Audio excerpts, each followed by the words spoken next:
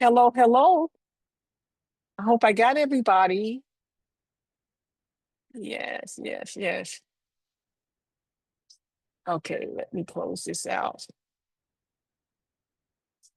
Okay, listen, I am so glad that you all came today. Uh, it's certainly up to you. If you like your cameras off, that's fine with me. But if you like them on, I love to see faces, but that's fine with me. So let me introduce myself a little bit and tell you about who I am. I am Charlotte Thomas, and I am the founder of Charlotte's Coaching Forum. I help people, especially those who have had bariatric surgery and who have regained weight, like me. This is 6 years after I had surgery. I help them to lose it, as you can see over here. But also, what I'm doing today is I have an expert in the insurance field, and this is Shantae Mack with Keep It Tight. What she does, she has helped hundreds of people through this insurance process. She helps them to get started. She helps you to know what you need to do in case you are denied bariatric surgery. And also, if you want to get rid of excess skin, what can you do? So we're going to give her, she's going to answer some questions for me.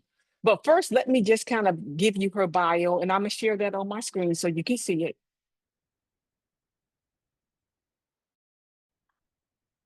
Okay. I got somebody that I'm admitting. Let's see here. I don't think it showed correctly. I guess I'll have to just read it myself. Because you know how technology is. You want to try? Okay, let me. I try it one So more time. yeah, let me try it one more time. I'll do that. You all bear with me. Okay. Okay, I think I pushed the wrong screen. There we go. Everybody seeing it? You see it? Okay. So this is Keep It Tight, LLC. We're interviewing Shantae Mack. She is the founder and CEO of Keep It Tight Surgical Support Company and leading recovery and concierge brand for cosmetic and bariatric surgery clients. After surviving a life-threatening surgery experience, I should let her read this. I can't even see through my glasses. She launched Keep It Tight to give women safer holistic support from pre-op to post-op. Through her leadership, Ashanti has helped hundreds of clients heal with dignity, peace, and power, preventing fatalities, botched bodies, mm, denials, I believe, in horror stories. Okay. I'm sorry, guys. I need my glasses on a little bit better. But anyway, with no further ado, uh, let me stop sharing. And so we're going to interview Ashante today. Okay. Shante, for a lot of people, bariatric surgery is an overwhelming process. A lot of us don't know just where to begin, how to get started. So I am going to put you on speaker view so that you can tell us how to do that. Yes. There you go. Great. Okay. I'm right there. Boom. Hi, everybody. So I'm so glad to be here. I'm teaming up. This is our amazing health coach, Charlotte, who is a part of Keep It Tight to provide that support to the bariatric clients. And I'll just like to get started. As far as getting started with your bariatric journey, it's important to kind of understand there's two major things, right?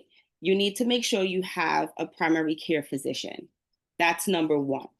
And the second one is you have to have insurance, right? If you don't have insurance, you have to make sure you have savings to pay for your surgery out of pocket. So those are the two major things when thinking of having bariatric surgery.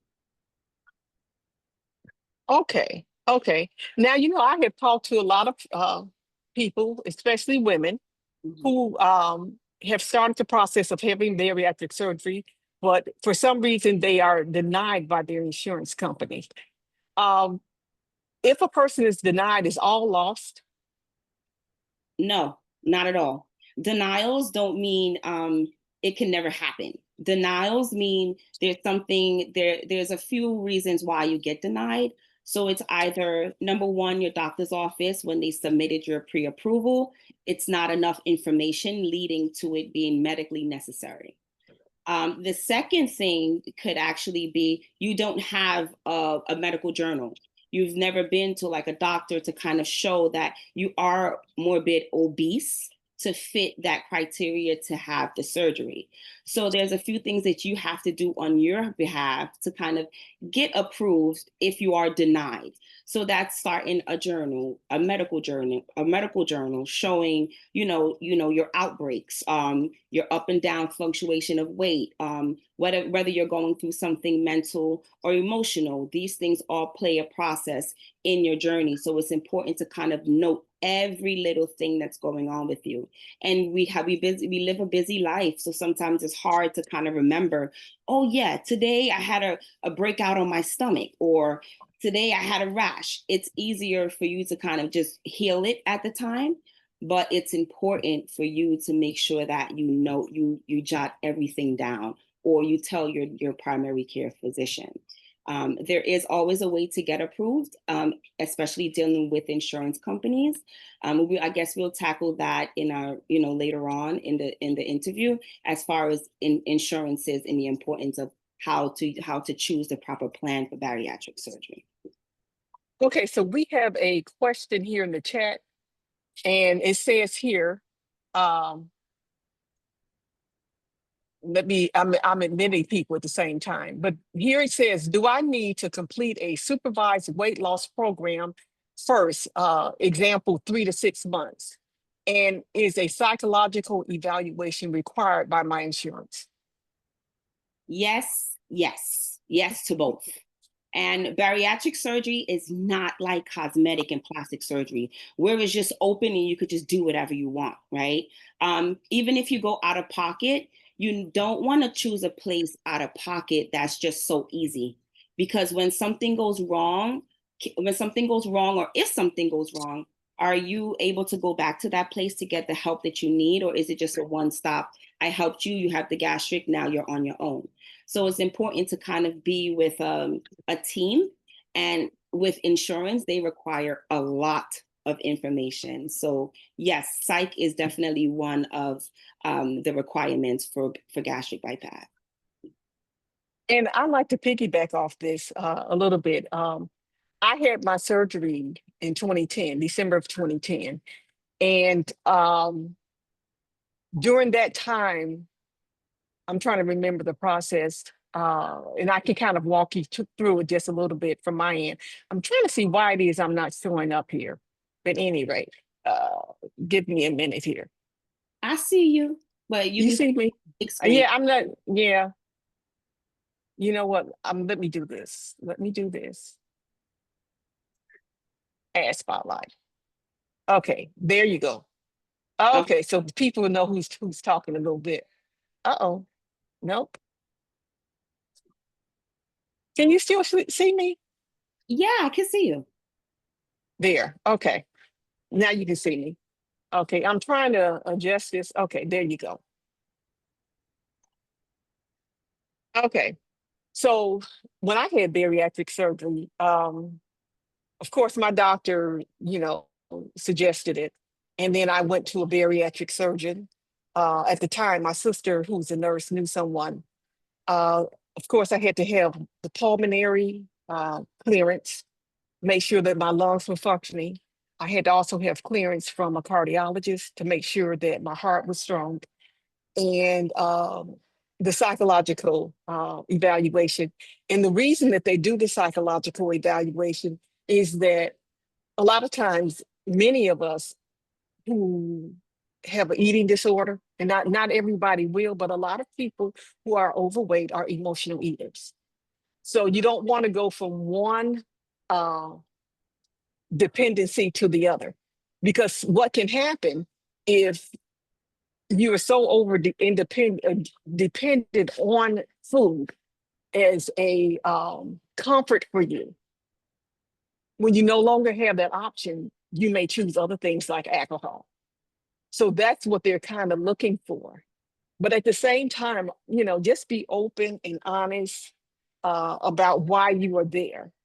And, usually you don't really have any problems as far as the psychological is concerned. But just be open and honest, about your feelings and what's going on. But yeah. I see someone ask a question. How long does the approval process usually takes?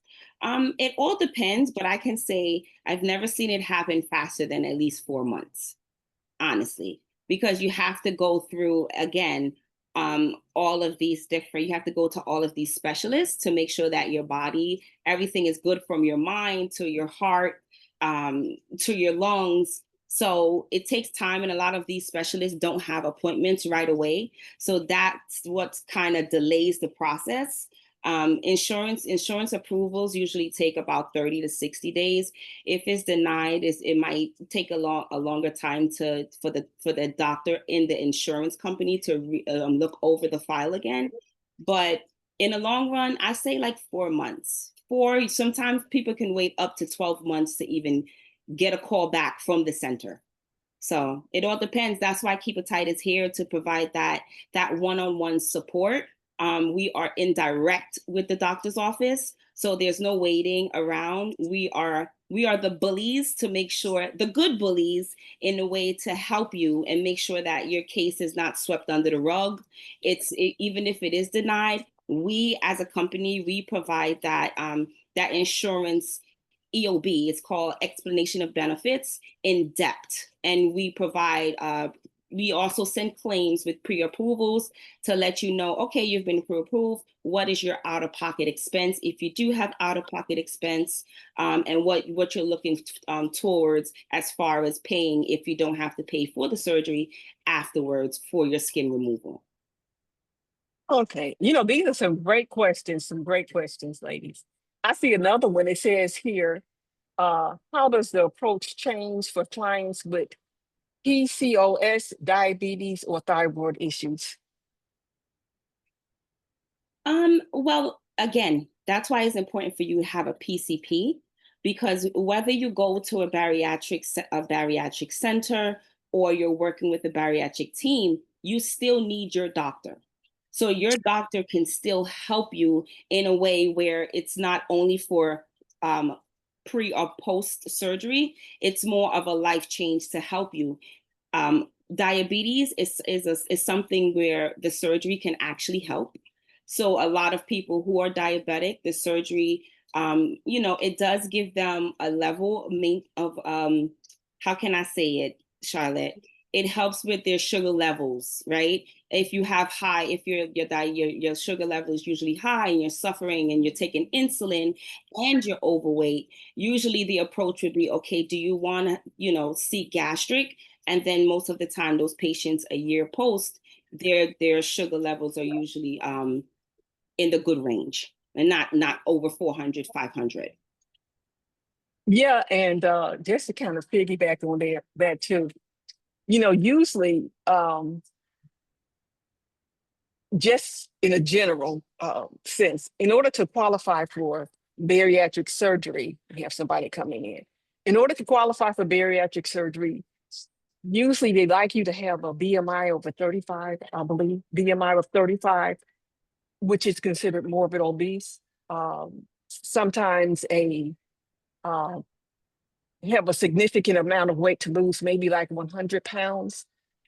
But if you are under that level and you have things like diabetes or other issues, then you might be able to get the surgery without having the BMI of 35, if I'm making sense. So I'm just saying that when you have those other things that are happening, uh, then that way, you might be able to qualify, more or to get it with a lesser BMI.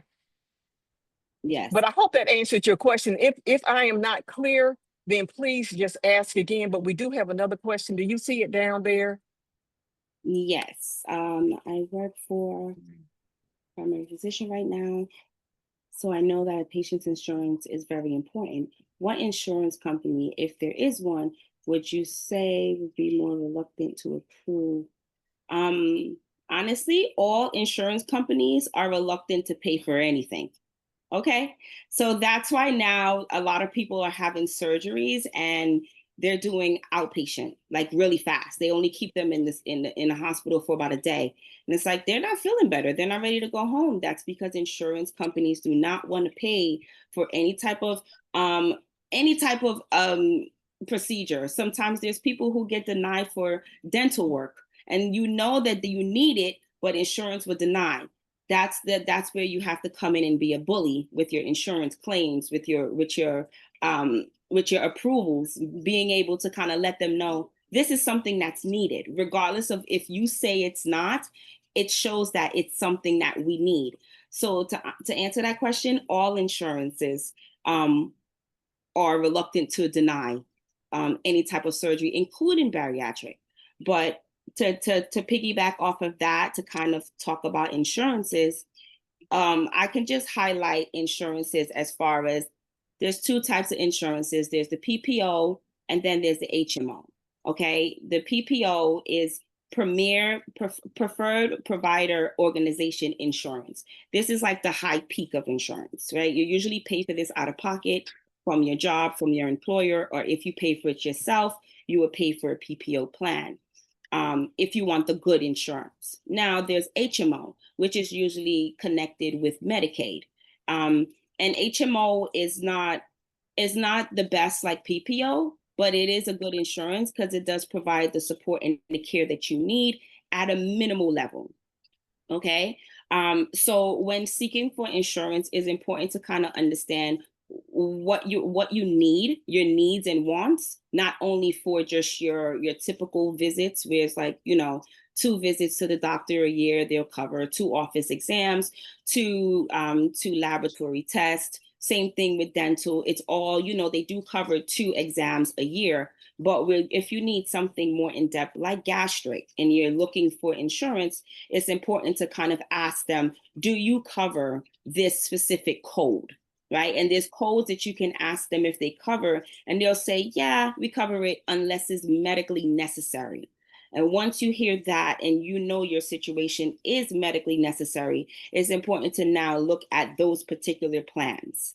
Okay. So I'll just go over with the PPO insurance. You have the ability to kind of choose your own surgeon, whether they're in network with PPO, meaning their office accepts the PPO, or whether they're out of network, meaning that they take the insurance, they're just not in network with them. And sometimes you do pay a little bit more when they're not in network. Often bariatric centers and plastic surgeons do not take HMO plans, because again, they don't pay out as much as a PPO. But if they do take a HMO, sometimes your out of pocket will be a little bit higher. Okay. No referral is needed for a PPO. So if you have PPO insurance and you're seeking bariatric surgery, you don't need to have a referral from your primary care physician. You can actually just go to that doctor. If you have an HMO, you have to have a referral.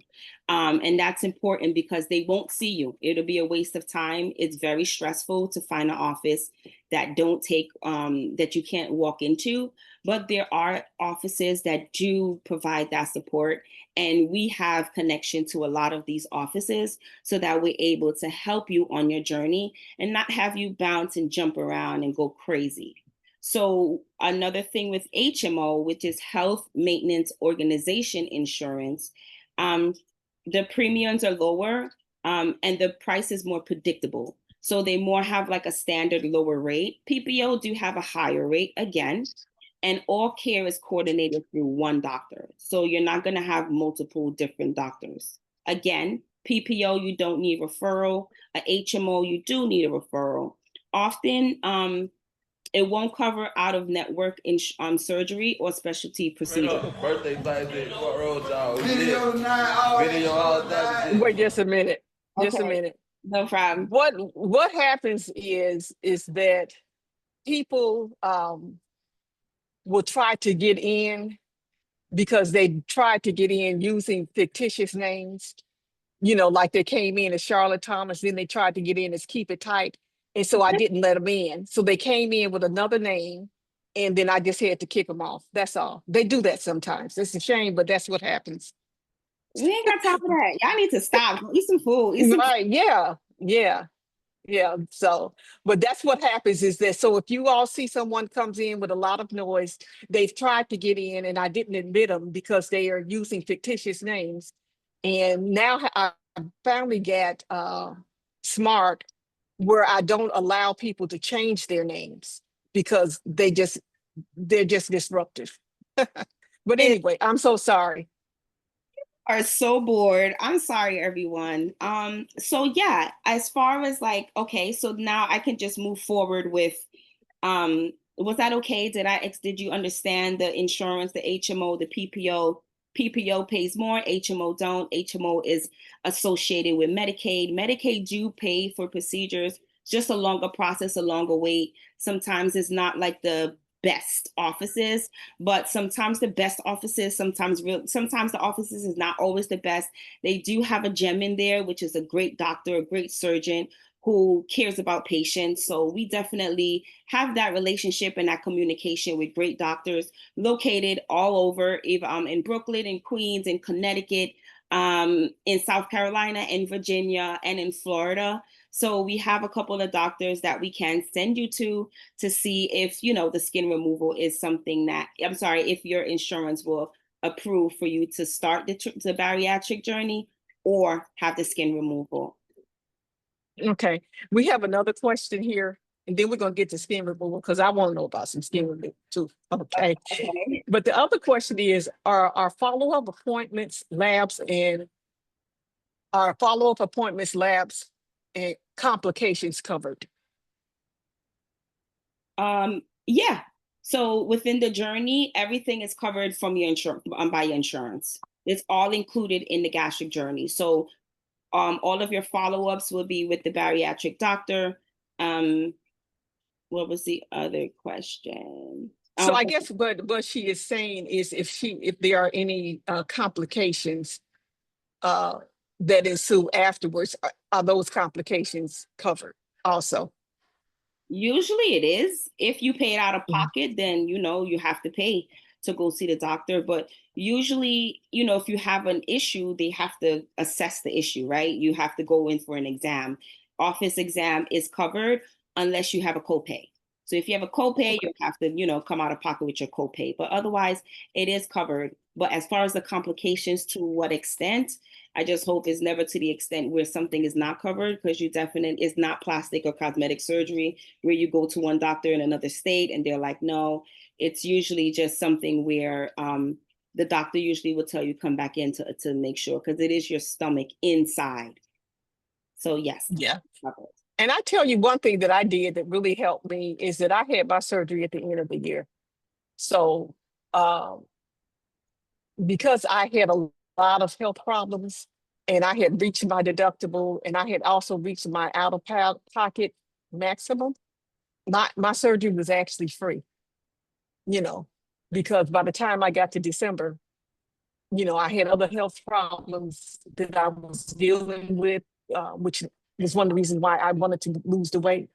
So by the time I Mhm. got to that point, you know, it was free. So in other words, all I'm saying is, you know, sometimes maybe consider things toward the end of at the end of the year. Just a thought.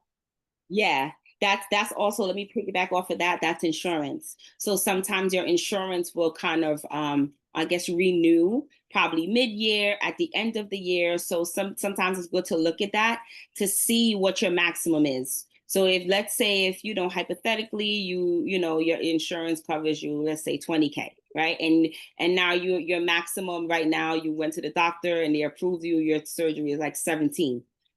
If you don't use that within that year, the next year it's not going to double. It's going to go away and have a whole new fresh start.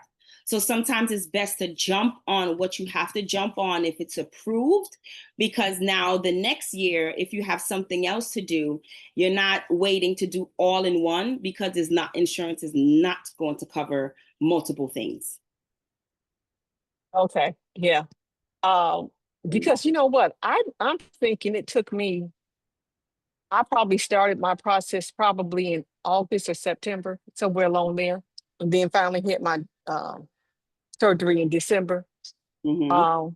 But we have a question about skin removal. So listen, does anyone else have any questions about the procedures before we go into the skin removal? I think that was, Okay, I think that was it. yeah. Okay, so I'm trying to find the one about skin removal. It was something to the point about how long How long after after surgery. Okay, go ahead. do you get your skin removal surgery? So it's usually 12 to 18 months, right? 18 months is stretching it. So I'll put the cap on 15 months. That's where we put our cap for our clients. So, post at least like 10 months, we're looking at you, making sure, checking your weight, seeing how much extra skin that you have, you have now. And then we do start to kind of look at the surgeons to see, do you only need a panicolectomy, right? A panicolectomy is when is the removal of the muffin top of your stomach. So it's not a tummy Oh, tuck. They do not approve tummy tucks, okay? Insurances do not approve tummy tucks. Never, ever, ever. They approve panicolectomies. And that is just making sure that you, as a person who have that extra muffin top, can be comfortable, live better, a better life, right? No rashes, no scarring, no I'm breaking out underneath, no darkness. It gets hot, it gets a little itchy, sometimes it has a oh yeah. odor. So all of these things are important. That's why you have your medical journal for yourself to give to your doctor and to the insurance company. So the skin removal, if you're not showing, a lot of people kind of lose touch with that because life happens so fast when you have the surgery, and within those 12 months you losing a significant amount of weight. Now, you sometimes you don't know what to do, how to battle it. You're battling yourself, the new you, and before you know it, the time has passed before you can, go have surgery. There are centers where they have plastic surgeons where they do assess you and send you to the next step. And then there's those places where they do not have plastic surgeons. And even if they do, they're so overbooked that it kind of it makes you feel like you don't want to do it because it's going to take too long. That's the thing. So again, to answer that, I'll say 12 to 15 months. And the skin removal, it's something where in the insurance company, they do cover it. But again, they're only going to cover the medically necessary procedures and not the procedures that we want, like, the tummy tuck and the liposuction and the breast lifts. And, sometimes they do cover arm lifts as well. But arm lifts is something where you have to do your homework. We have seen a lot of people have arm lifts and they regret it. I'm being totally honest. And we be honest with our clients. We don't play around. We want to make sure that you go to the best doctor for that arm lift. If that doctor that's performing your panicolectomy or your tummy tuck or your hernia repair, if they're not good with arms, then they're not going to be requested to you for arms. Right? Everyone have their specialty. So if there's a doctor that we feel that is the best for arms, we will definitely send you to that doctor for that specific surgery. And no, you can't do arms and panicolectomy at the same time. Only way that happens is if you do that yourself and pay out of pocket. And that's something that is not recommended. A lot of people do get infections, do end up with blood clots because of the mobility issue. And that arm lift, it might look like it's an easy surgery, but it hurts. Wow, I did not know that. I Yeah. did because, even if you can see in my picture, even after losing over 100 pounds, you can see the little, you can see the Yeah. arm that and I think that's something that just does not go away. And it's okay, because at least I don't have the weight, that Right. I had before. But Right. there's a question here. Okay, someone asked, And I think you answered that one. Can you have a surgery for multiple skin removal areas? And then before that, someone asked, so what exactly do they remove? They remove a good amount of skin from the stomach area. So they remove the muffin top. So the muffin top is not a muffin top. It's not covering your vajayjay area. It's not. It doesn't have a flap where you can, get the itching, the redness, the outbreak. Fungus. Now You the can get fungus under there. Yeah. So they do remove a lot. A tummy tuck is more aesthetic, right? A tummy tuck, of course, you want a flat stomach, but listen, I say you have to be grateful from where you came from and where you started, because if you look back at where you was, you had a huge muffin top. So if you went and you lost weight, you have to be grateful for every step of your journey. You can't try to run through it, because sometimes there's people who run through it, and at the end of the day, they end up right back where they started. So it's important to kind of be grateful in your steps in your journey. If a panelectomy is the only thing that you can afford, if you cannot pay out of pocket, then get the panicolectomy.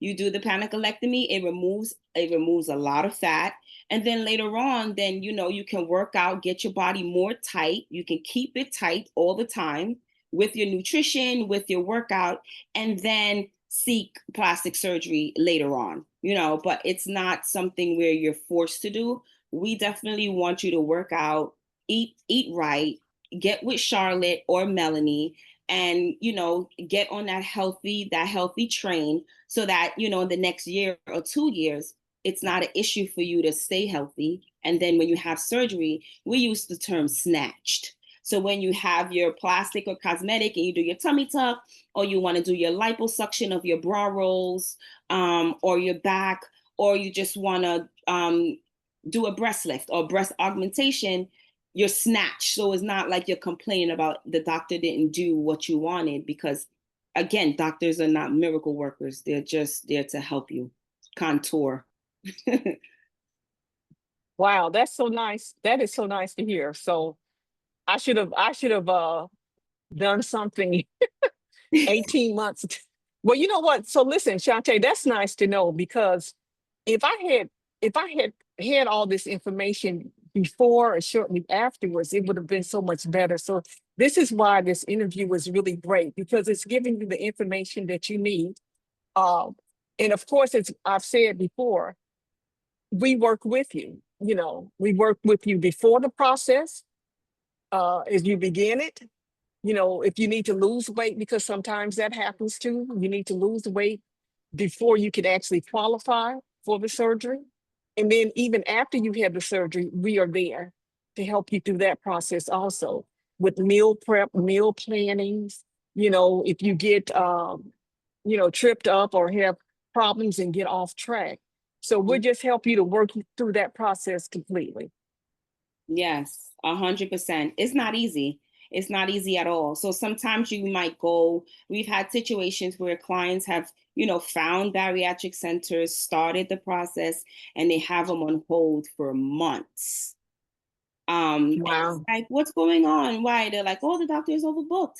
So why put the client through all of this to have them just at a standstill? That puts them more in stress for more stress eating. Okay. So our job is to make sure that you're not on hold. If you have to pick up and go to another office, that's what we'll do. Okay. And we'll make sure that the process is seamless. It's easy. You have the support that you need, the support that you want all the time. Okay. So with Charlotte, she's there to help you with your meal planning. Like she said, has experienced bariatric surgery. She's gained the weight back and lost the weight. So now she's on the scale of just being a new Charlotte and looking towards that skin removal. So I'm so excited for when we get to that step with her, because we will be videoing her journey so that people can see. So I'm excited for her. It's exciting just to just to do it. You know, we have a client now who just had surgery. I was hoping she would have joined. She had bariatric. She lost probably like 40 pounds so far. She just had it in April. And today we were talking. She works out. She's doing all her working out. And then today she actually said, "Oh my God, I can feel my neck bone." If you have never been overweight, and that is an accomplishment, okay? If you don't know, now you know. Because for overweight, just to lose something, to feel something in your body that you've never felt before, I know, because I used to be 260 pounds, believe it or not. Wow. So when I started to lose weight, and my first time, it was like, wait a minute. Oh, I have bones here. You can see it in my shirt. So it was amazing. Mhm. Just for She her. said she's here. She said she's here. Oh, She hey. said, I'm here. Yeah. Yeah. So she is amazing. She has been like really on this journey. She's stuck with it to kind of, just be in shape.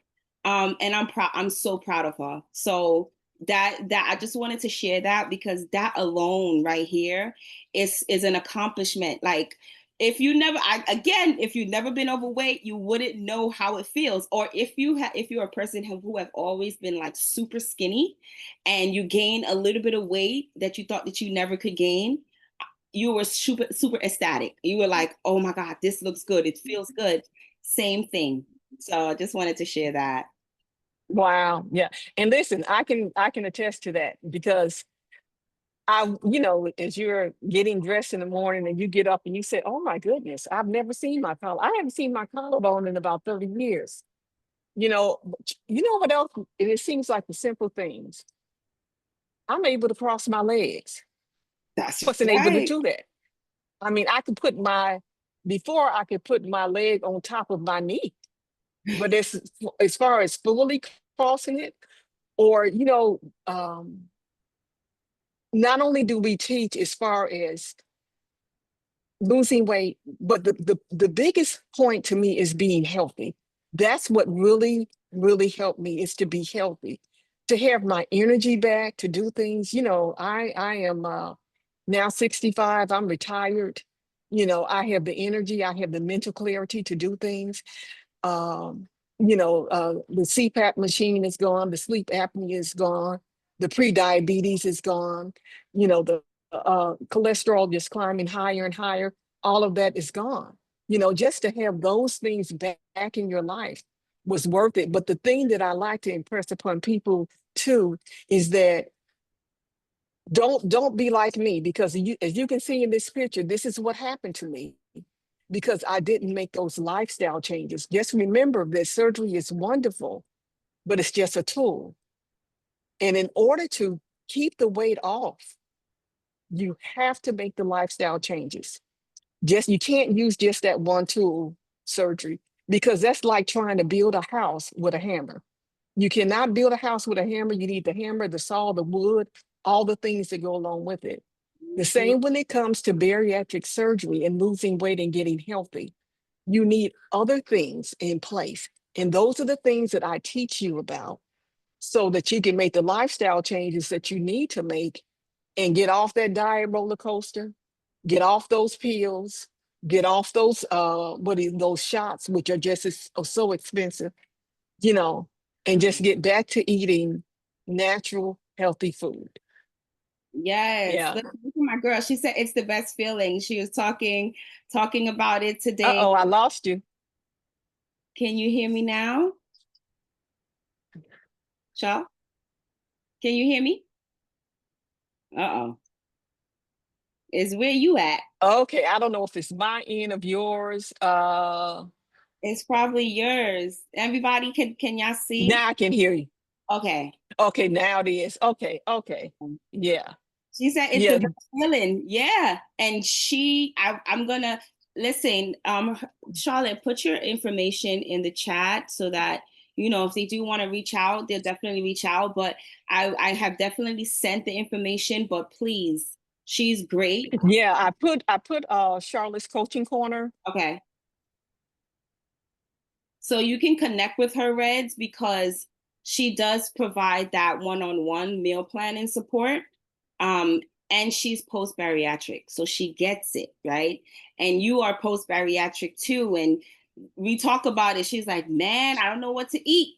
I'm tired of this. And, so I'll send her little recipes, but it's still not the same as having someone that one-on-one that can actually say, okay, this is what you can eat, this, that, this, and meal prep this for the week. It will make life so much easier. So please just reach out to her. She's awesome, awesome, awesome. Oh, there she is. Hey, how you doing? Yeah. Yeah. Hey, Reb, how are you? Am I pronouncing it right? Yeah, I can't see her. I only see us two. Okay, I see her at the very bottom. I can see her, but I can't hear her. Let's see here. Okay, Red, unmute yourself so we can hear you. Okay, is that better? Yeah, yes. Okay, yes. Okay. Hey, guys, I am going to admit someone now. I'm not sure if this is legitimate or not, but let me see. If it's not, then I'll just remove the person. So, because we have a lot of people coming on doing that. But yeah, that's great. That is so great to hear. But yeah, I'm going to put my calendar link in there too, so you all can connect up with me. Because I was reading statistically, a lot of the reports that you read about bariatric surgery only talks about bariatric surgery up to 5 years, from 1 to 5 years. Those are the statistics that you hear. I'm 11 years out, or am I 12 years out if I have it in 2010? And this is 2005. I'm almost 15 years out. 14. Okay, girl, there you go.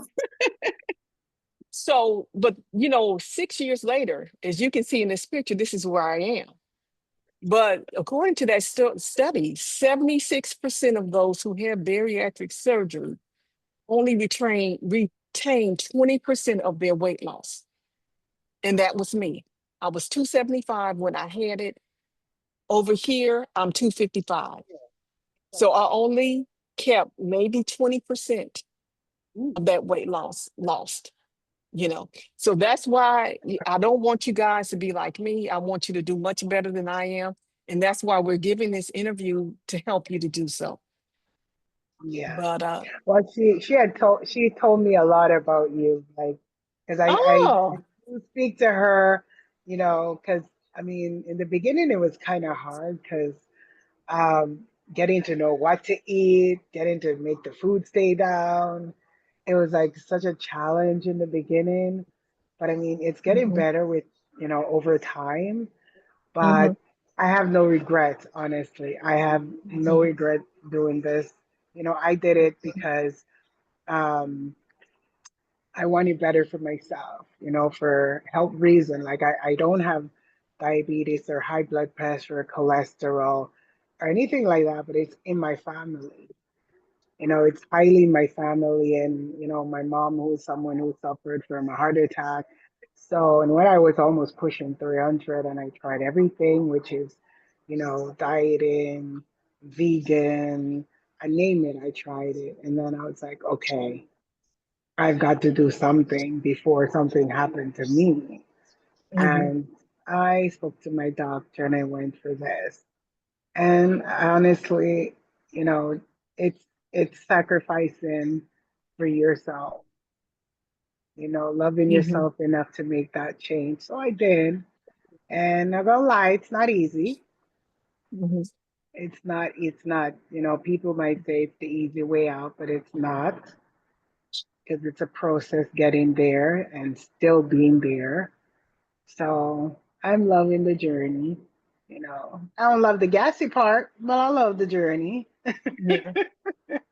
And one thing that's so important, why you have to really get a hold of this is that a year after my surgery, I was anemic. Because see, that's another thing that you have to be very careful of, is that first of all, you can't eat as much as you used to be able to eat, right? Yeah. So whatever you put in that little pouch, that little stomach that you have to make sure that it's nutrient dense. Yeah. Because you don't want to end up like right now, I'm still taking iron pills. You know, I'm hoping to get off of them lately because I became anemic and I didn't address the problem right away, which I wish I had, you know. But you guys, listen, if you're thinking about the surgery, wonderful. But also remember that whether you have the surgery or not, in order to sustain weight loss, you are going to have to make the lifestyle changes. That's a Yeah. must if you want to keep it off, you know. Yeah. Yeah. I Thank you, am going Lord. to put, I'm gonna put my calendar in here. Go ahead on, yeah, this is my calendar link if you guys would like to get together. And this is free. This is a call. You know, I'm not gonna twist your arm, you know, but that way I can address some of the other issues that you might have more on a one-on-one basis. Yeah. And we Well, have I've been messages. I've always been anemic, so I'm on those iron pill you're talking about. I hate them, but no choice, you know. Hmm. And the water issue, I'm dealing with it. Like I'm getting there too. So And it that takes is. a while. It takes a while, but you know what? As long as you're willing to put it in and do the work, it'll be okay. And Yeah. we know we have you guys there, you know, as Hmm. support. And I just love Erica. Thanks. I thank her every day for, you know, being in that corner and being able to call on her and, you know, okay, Erica, am I doing this right? What's this? Like, you know, is it Yeah. normal that I'm in the bathroom every, you know, like it's good to have that support because when I did it, you know, I felt so like alone at one point because I was like, didn't know what's next, what I was gonna eat, what to expect. But you know, it's good to know that there's support out there. Yeah. So thank Yeah. you guys. Love it. You're Love it. welcome. You're Yeah. welcome. You're welcome, Pat Pat. And she's saying Erica. I'm sorry, guys. Everybody have to know my whole name, but but yeah, my family they call me Erica, and you know some call me Ashanti. So she's referring to me as Erica because I'm sure they're probably like, "Who is Erica?" You know, I was going to ask. I I was going know. to ask.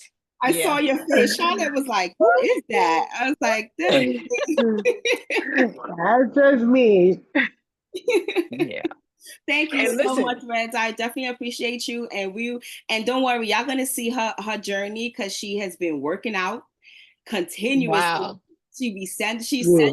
the videos and everything. So we're excited to be a part of it, and we will start posting her journey to show that you can work out in the comfort of your home. You don't have to have a gym membership. You don't have to be overzealous about what you do, how you do it. Mm-mm. Just jump into it and go to action. And that's what Reds has been doing. And I'm super, super proud of you.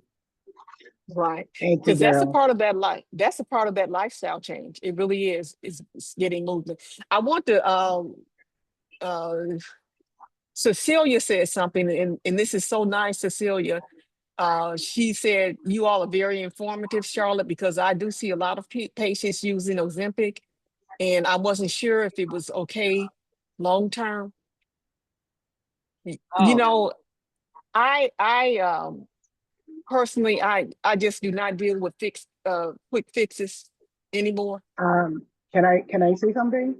Sure, As Red. I've Uh-huh. tried as I tried Ozempic, um, I that was like my last resort before the surgery. And taking it for a few months, you did lose some weight. And after a while, my insurance decided that no, because I wasn't diabetic or they weren't going to cover it anymore. And the thing with Ozempic is you will lose weight, but then the moment you stop taking it, you put on twice as much as you lose. mm, So it's a continuous, you have to always take it. So unless you're going to continue taking it forever, you will put back that weight and probably triple or double what you took off. Yeah. yeah. What I what I heard, Red, also piggybacking on what you said, because see, the problem is not losing weight. I've probably lost 500 pounds because I've lost and gained it back. Okay, so the problem is never losing weight. We can all lose weight. The problem is keeping it off. Yeah. And one of the advertisements for Ozempic, or it's either Ozempic or GLP, I'm not sure which one it is, because GLP is another one that's approved for people who are not necessarily diabetic, is that if you they put you on it for a short period of time, and then they say during this time you need to make lifestyle changes in order to keep the weight off. So my point is, it goes back that you have to make a lifestyle change. Mm-hmm. Period. Period. So why not just go ahead and make it? Yeah. Why not just go ahead and make the lifestyle? Because you're gonna have to make it one way or the other in order to keep the weight off. Mm-hmm. Yeah. Mm-hmm. Thank you, Reds. Yeah. Yeah, Ozempic, listen, we do not suggest it at all. They have people who ask us, like, you provide it. No, we don't. And we don't even refer them to doctors for it. If you're diabetic, then, you should be seeing a doctor that can help you and guide you on that path. But otherwise, we are not. We'll definitely refer you to Charlotte, or we're connected with Melanie as well. So we'll refer you to those health coaches to get on a healthier nutritional path, and then you will see what happens after that. But no Ozempic. Okay, guys, we're going to be wrapping it up. I just wanted to also, Catherine Mack said it was good to hear the testimonies. They're great. It gives people hope. That's so true. And thank you so much. And thank you for supporting people and sharing this important information with people that are facing what could be a scary situation. Thank you so much, Kathy.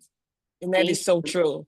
Yeah. And so listen, also for those of you all who registered, I'm not sure all who did, but if you didn't, please send me your email, and then I can send you a recording of this interview. So if there's something that you want to, look at again, you by all means are welcome to do it. I'm putting my email here.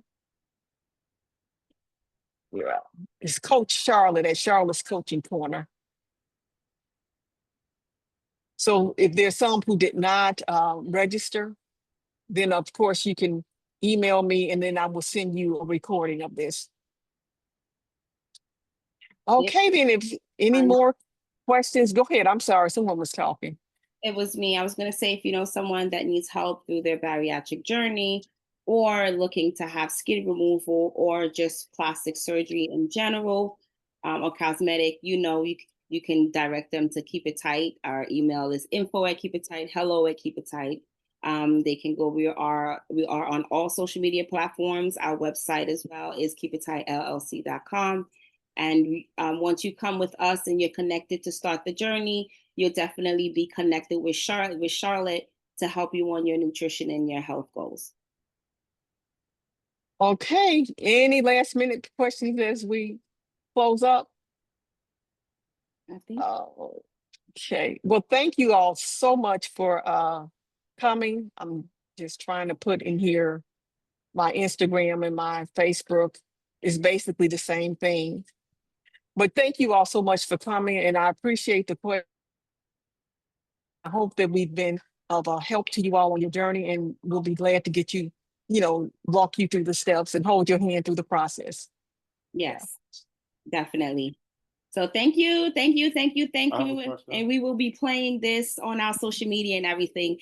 And our co-founder for Keep It Tight has a question. Yes, sir.